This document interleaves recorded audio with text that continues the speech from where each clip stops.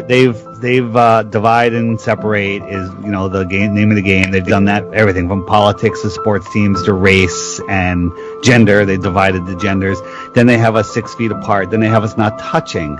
Now the face mask. Think about a young baby, a child looking at its parents. Because I'm watching these parents with these little kids. The kids aren't bonding with the parents. And think of it, remember when it could have happened at any time in your life, but especially when you were a kid, and it even happens when you're an adult, you're having the worst day ever. I remember some specific times where I just was literally ready to kill myself as a teenager, and some girl or some person randomly smiles at you and changes your whole day, right? So when we're walking down a busy street, walking through crowds of people, there without talking, you're seeing all of those faces. You're processing all this information.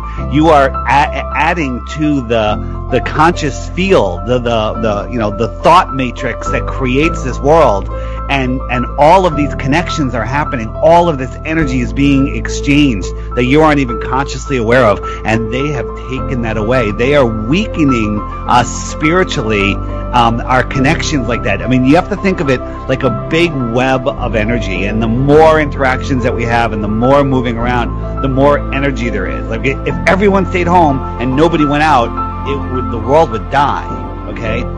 But we're out and we are losing this interpersonal, your face is everything. It's more important than the words that are coming out of your mouth. And the kids are missing the smiles from strangers, from their parents.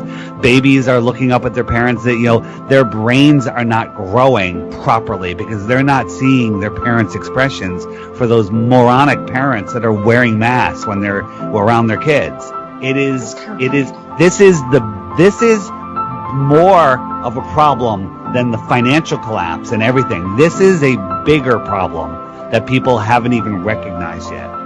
David, I would like to remind you of what one of my favorite philosophers said once. His name is Roger Rabbit, and he said, "A laugh can be a very powerful thing. Sometimes in life, it's the only weapon we have," and that goes for smiles as well.